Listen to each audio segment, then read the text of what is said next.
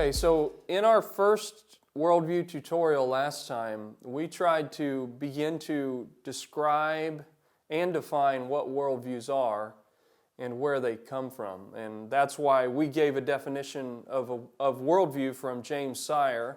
And then we also mentioned another resource from Wilkins and Sanford that describes or talks about worldviews that we'll get into in more detail. We mentioned the idea of meta-narratives, these overarching stories that help to tie reality together for us as human beings. And we described that in relationship to God's meta-narrative, the sense of God's major story that He's been telling throughout history, that He wants us as human beings to understand. He wants us to know what that story is, and He wants us to identify our place or part in the story that He has been telling throughout the centuries and millennia. Now, we also talked about in our last tutorial the fact that humans are motivated from the heart, and that human beings, by definition, are worldviewish in the way that we function, that our hearts motivate us to live according to an underlying set of presuppositions that ultimately do derive our behavior, whether we're consciously aware of them or not. We also describe that worldviews are informal in a sense in the way that they're formed because they're derived from the environments around us, and then they're also changing. They're growing and they're expanding. That our own personal stories as individual human beings have worldview issues that are attached to them, that run in tandem with them. And that as our life experience accumulates, that it adds to our worldview in a process of us as individuals integrating into a formation of worldview with the social circles or settings where we live, generally speaking. That happens in our Western societies, and it also happens in the minority societies around the world where worldview and a set of presuppositions about life are indeed an underpinning of the societies and cultures where we would live and work.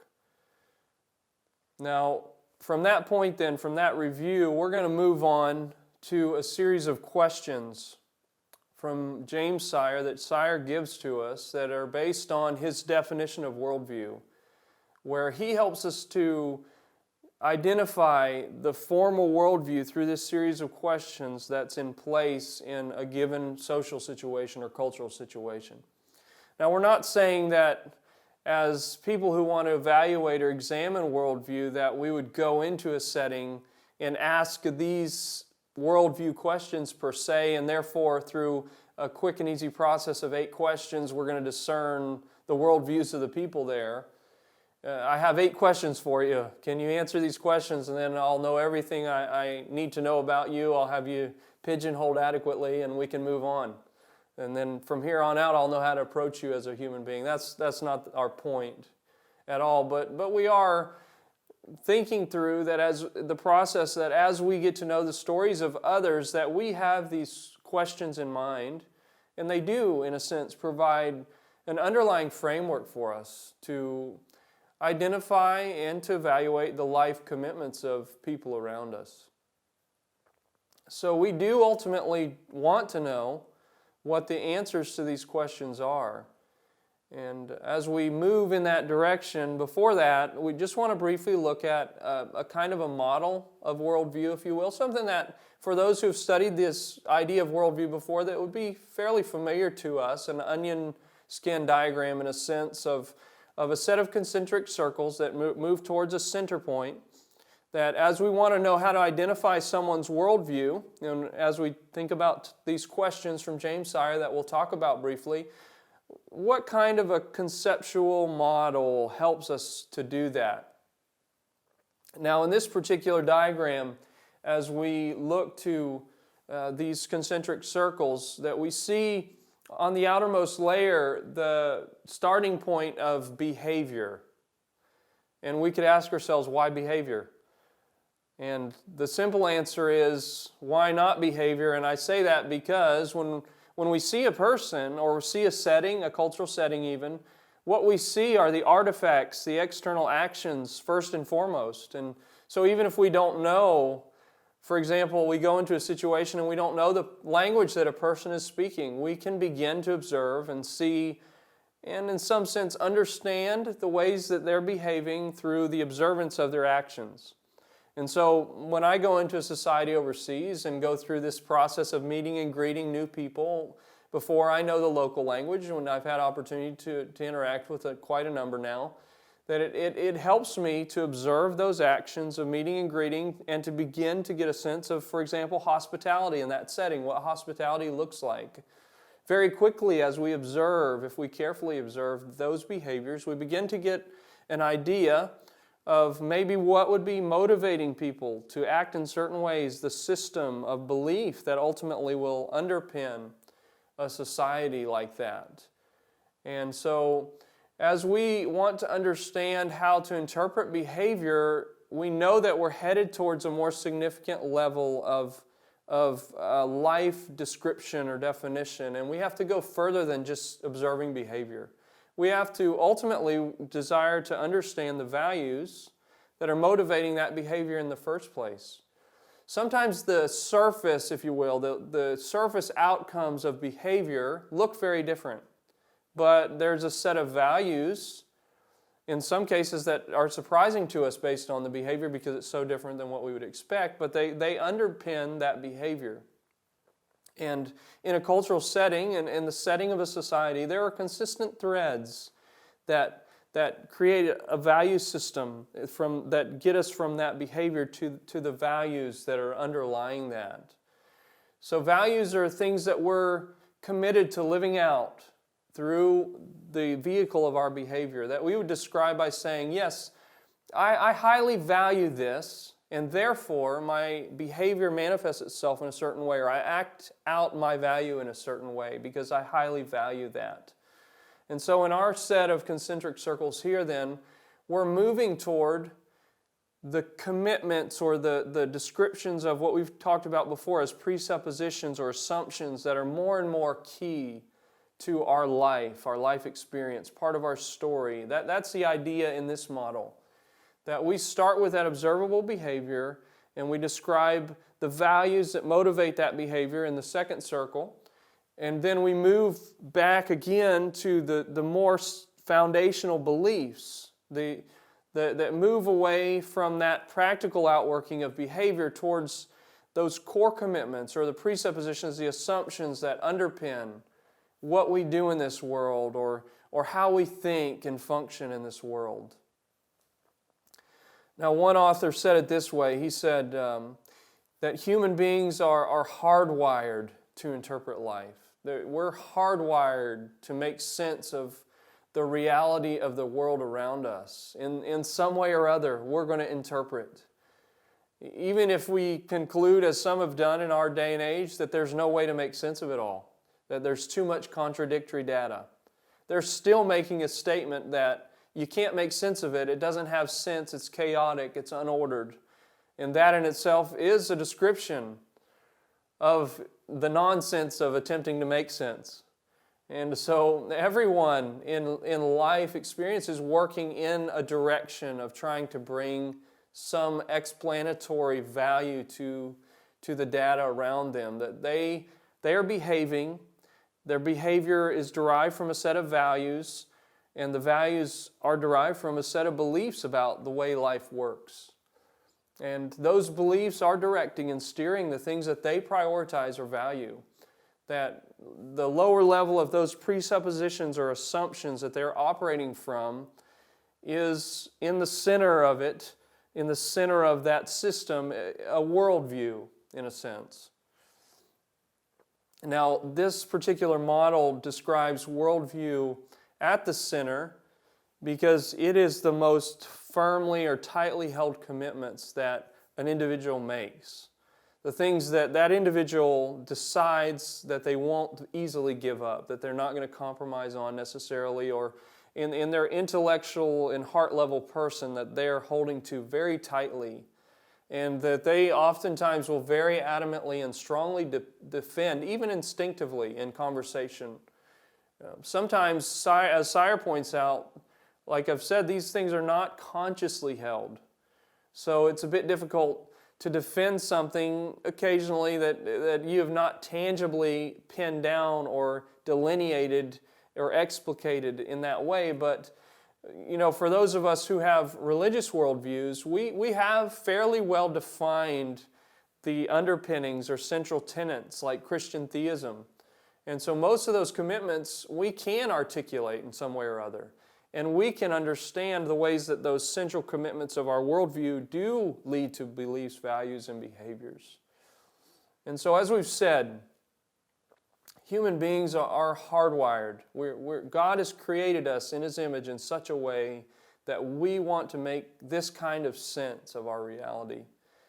Even those who reject the idea, the notion that we're trying to make sense. And so it's very difficult to get away from bringing sense to reality. It's very difficult to not lead ourselves, or humans consistently bring themselves to the place of describing the why of what is in the box of their reality.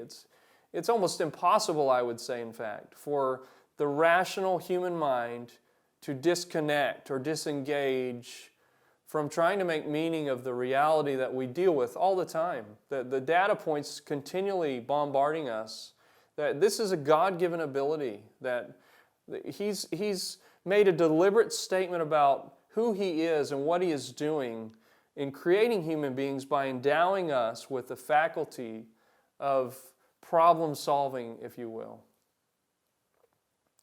So we've discussed this model to some length now, but we do find that there's a problem with this particular worldview model that is worth mentioning. That as we define worldview at the center or the core of the diagram, and even though this isn't Sire's model, he didn't originate it, he has a similar perspective to this, that if you describe worldview as that set of intellectual commitments and not necessarily heart commitments, then there could be a disconnect between what we say is our worldview and what we actually see in our behavior. In other words, if we think about worldview as a set of intellectual commitments but not a set of heart commitments, we could see in a development of something like this an example of, let's say, religiously oriented people, like a non-practicing Jew or a non-practicing Muslim or a non-practicing Hindu. When I hear someone described as a non-practicing Christian, that to me feels like, for me personally, an oxymoron. It's contradictory.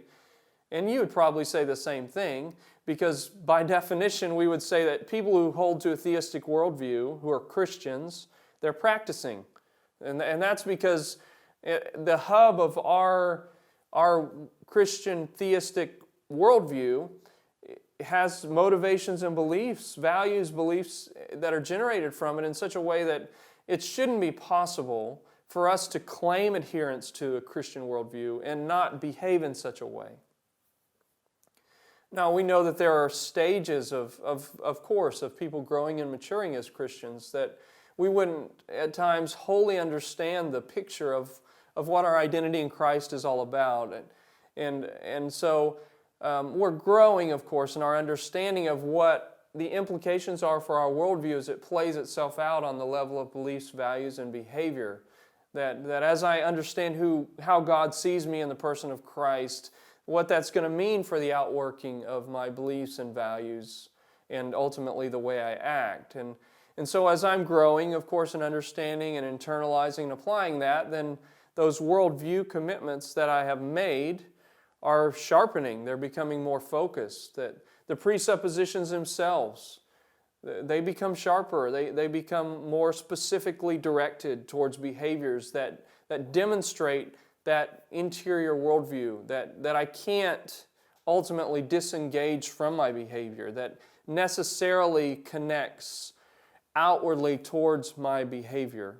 But all of that to say that what we're describing is one of the problems potentially with this model, which is the allowance of a disconnect between the core commitments that we would say are formally a part of a worldview of a person, and that outward behavior, that someone could act in unchristian ways behaviorally and still claim to hold to a worldview set of commitments that they would define as Christian, and yet their behavior would prove otherwise. So the argument could be made by some that they don't really hold to their commitments that they've described as the core of their worldview, but they would say that they're Christian theists, for example, and that they understand perfectly well their key worldview commitments. So when we separate out our worldview like this in this particular model and put it at the center, it may allow us to disconnect our core commitments from the behavior that should manifest them, but also it doesn't necessarily provide a whole picture of the encapsulation of the whole configuration of the thing. That when we describe worldview in the center as a set of commitments and then describe beliefs, values, and behaviors as something else, let's say, then that aren't worldview itself, then it creates kind of an unhelpful separation between the whole picture, all the facets of our lives that work all together as a part of our worldview, because we as human beings are whole beings. God made us that way, and that's why Sire has made the adjustments that we've described in his definition about the commitments being heart commitments that are lived commitments. So that's a model or conceptual frame of worldview that is pretty familiar to most people who have engaged with that concept at all. And we're going to come back to this again and compare it to another way to conceptualize worldview in another tutorial. But in the meantime, on the basis of this, which is a helpful idea, we'll go ahead and move on to James Sire's 8 questions that are listed in an attempt to help us to summarily, in a sense, encapsulate the worldview commitments that particular people may hold to. And so as we read through these questions, we see the first starting at a really foundational point. What defines reality for people? And then as reality is defined, what is the nature of the external reality, the world around us? What is, number 3, a human being? And then 4, what happens to a human being, a person, when they die? Number 5, an interesting question. Why is it possible for us to really know anything at all? That idea of self-awareness or consciousness. How then, if we know things, how do we know what's right and wrong? How do we distinguish ethically? Is there a meaning, number 7, to human history, and what is it then? And then number 8, which is something new that James Sire has added in this particular revision of his book, what personal, life-orienting core commitments are consistent with this particular worldview? What behaviors should be consistently demonstrated on the basis of this worldview? So let's briefly describe each of those 8 questions so that we know where they're orienting us, where they're taking us. The first one there, what defines reality? Now, this first question has to do with an area of philosophy that's called metaphysics. May or may not be a familiar term to you, but metaphysics is the nature, the discussion of the nature of reality. What defines reality? What is really real in life? What's the starting point, the underpinning of reality? Now, as Sire explains in his resource, there are a lot of answers given to that question, depending on the worldview that a person holds to or ascribes to. And so for us as Christian theists, this is a significant question because we talk about our origin point for reality and God himself, that God is the pre-existent one, that he's a certain kind of being, that he has a certain kind of character, a certain kind of an identity, and he's described and explained in a certain very specific story, the Bible, and that story and his identity provide the basis for anything that we understand about reality, that God himself is reality, that he defines what reality means, that he defines the fact that we as human beings are even looking for meaning at all. because He is a meaning maker. He builds meaning. He's the one who creates. He's the creative one. He is the creative one, and therefore we're creative. He's rational, and therefore we are rational. In many, many ways, we could show derivatives of reality on the basis of God and who He is. So God, is prime reality for us. Now, this is a critical issue in describing worldview, because a naturalist, a person who believes in a closed system with no God in it, would only be able to describe reality in terms of the material world, the world around. And so for them, the material world itself is reality. That it's the origin point for reality, that it sounds like a strange concept, but there's an eternality to matter itself. So therefore for them, that's the prime reality, that matter itself. And so we're going to be moving toward, in the next tutorials, the idea that defining reality without a transcendent being involved, without someone able to speak into the box, the material box in a sense, from the outside, doesn't in fact allow us to live in life in a reasonable and consistent way. But for our purposes now, we gave that just as a comparison of how explanations of prime reality are given. So when we ask a question about what defines reality, we get all kinds of answers, and those answers to the question allow us to get a sense of where a worldview is headed, where it's oriented.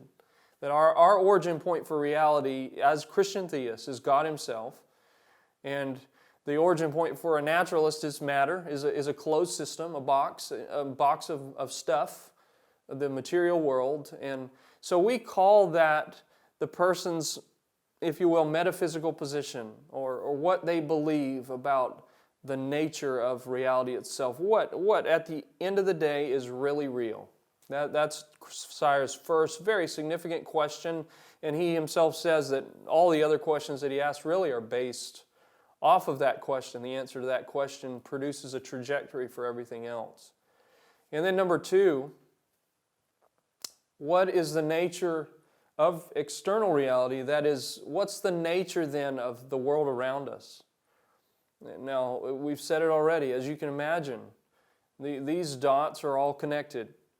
That our origin point for reality points us toward an explanation of the nature of the external reality. If reality originates with God, then the external reality originated with God and has a kind of order or lack of order based on who God Himself would be. That's what we as Christians describe. And so when we talk about reality, we're talking about God. We're talking about God's character. That one of His character traits is, as Christian theists for us, illuminated in the Scriptures, is that He's all-powerful, that He's all-knowing, that He's omniscient and omnipresent, that He's everywhere. And so we apply God's prime reality to the description of the external reality around us, and we see His character traits manifest in reality around us. We see His goodness, we see His love, we see His transcendence. We see His ability to give truth, His ability to communicate. We see those things applied around us, and we see His character traits, and we see them manifested in the world.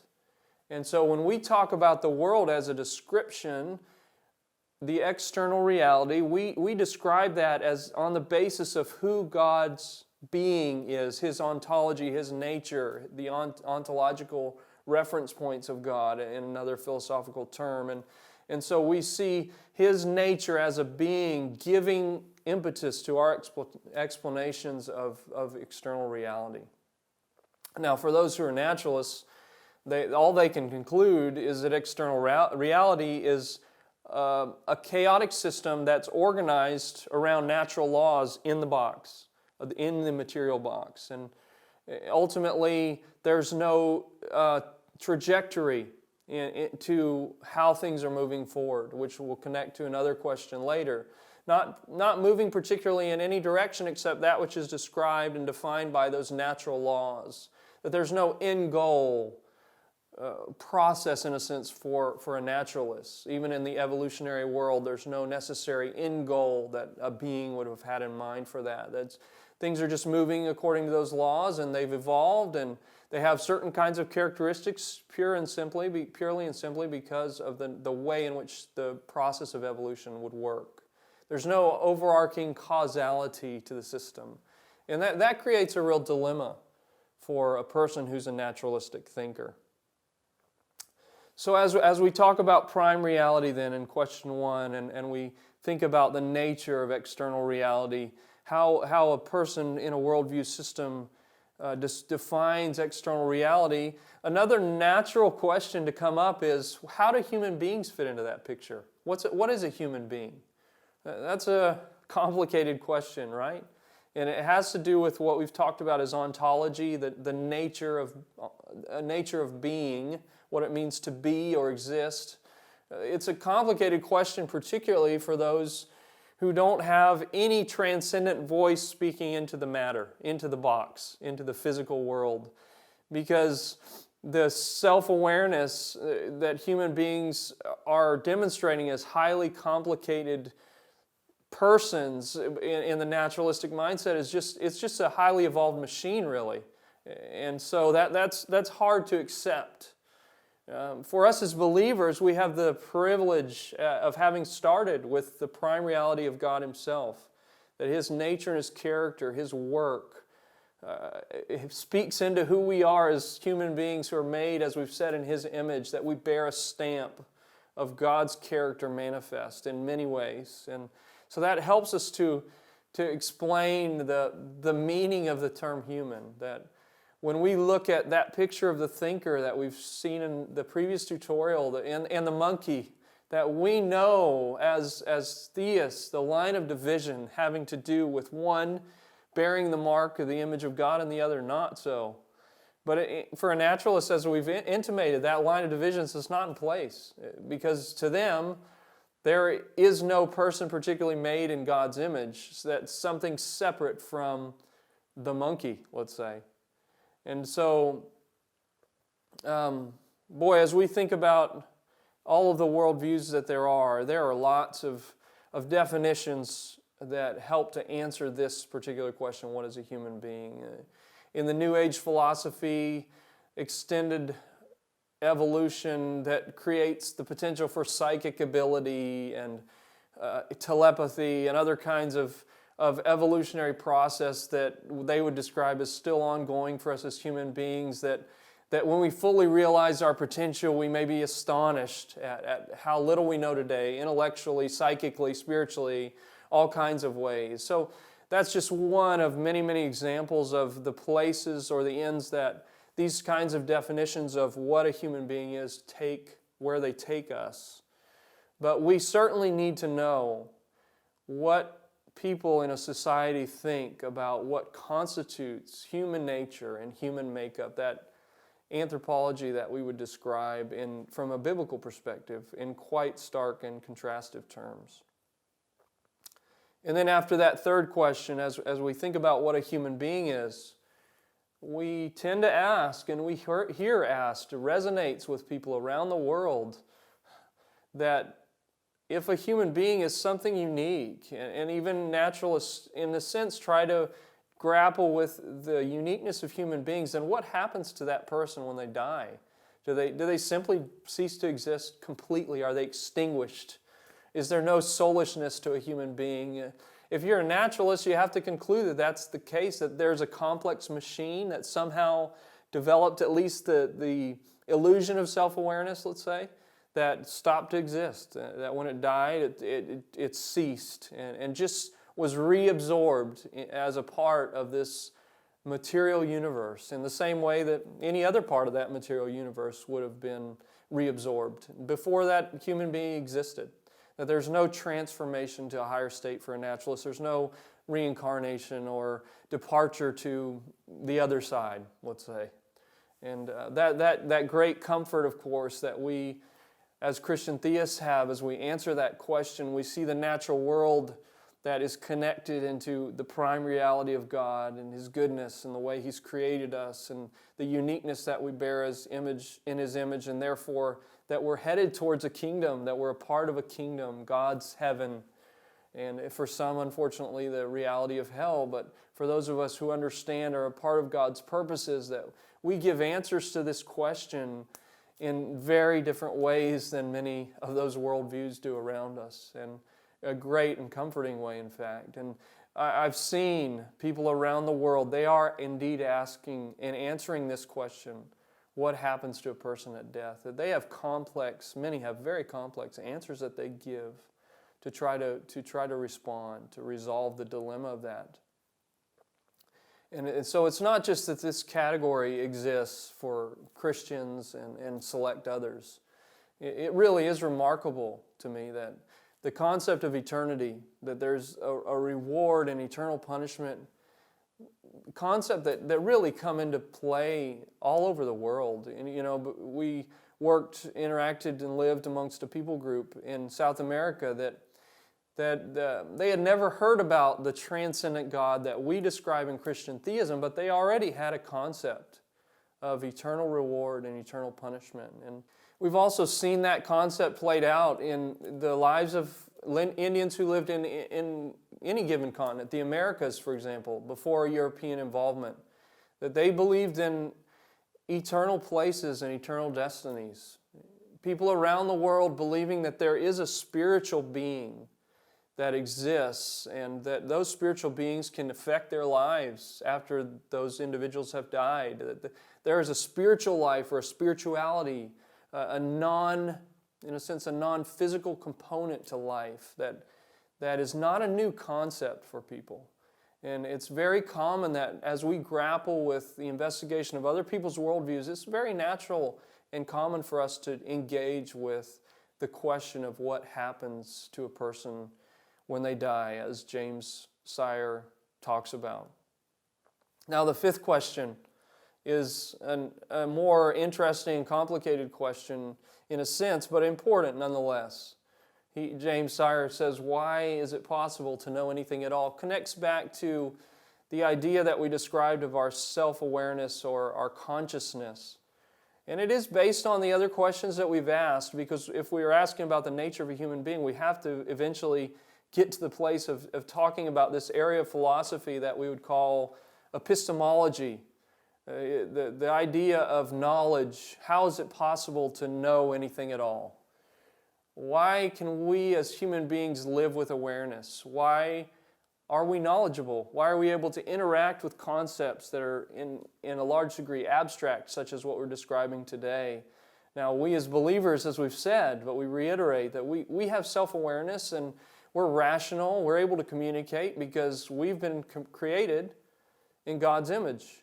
And so anyone who knows who God is has those characteristics, and they manifest their knowledge, the connection of that to God's very nature.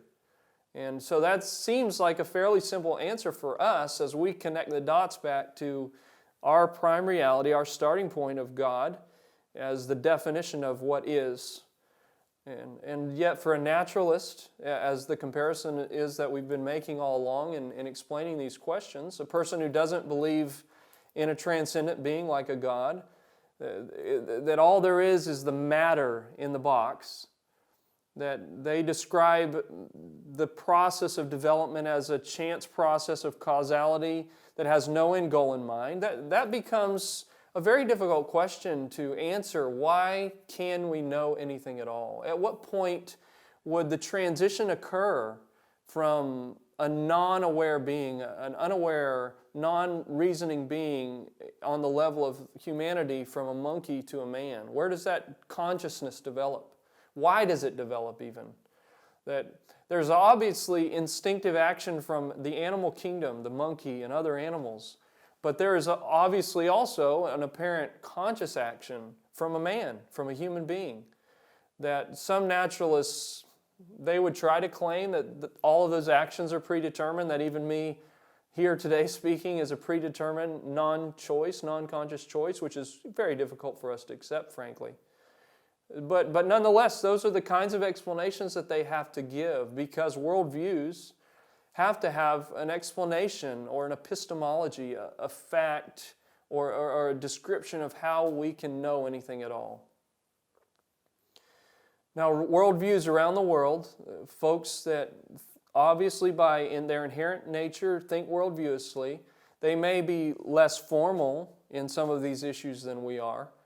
They may not be describing the abstraction, if you will, of epistemology, how we know anything at all, but it's still an important question for us to ask because it points us back to the central idea of who is telling the truth. As we examine the spheres or domains of knowledge of different peoples, who can tell the truth? Who can give access to true knowledge? Who provides knowledge for human beings? Who provides the solutions that describe a meta-narrative and a worldview that we can actually engage with and say this is a true story or explanation? It's a very important question that goes back step by step, as we've seen, to the definition of reality for us, for that which has been described by God Himself, who's the provider of real truth and knowledge. So why is it possible to know anything at all? An important question. And then as we think through our prime reality in God and who human beings are, what happens to them at death, how do they know anything at all, we begin to ask the logical question in follow-up, how do we know what's right and wrong? It's a logical outcome of us concluding that if God created as the kind of being that we say that He is, He created man in His image, that He would have given man a concept of what He wants for man to do, a concept of what right and wrong is, that God would have been a truth giver for man. We say it's a logical outcome because of what we've described as God's character, His goodness, His desire to give man an understanding of that kind of knowledge, that God would be, as the being that we've described Him as, that He would be a truth giver. He would be one who wants to pass on an adequate way to conduct oneself as a human being made in His image in the life that God's created, in the sphere environment He's created for them. Now, for those who work in other kinds of worldview systems, this is really a complicated question. How do we know if there is a standard of right and wrong?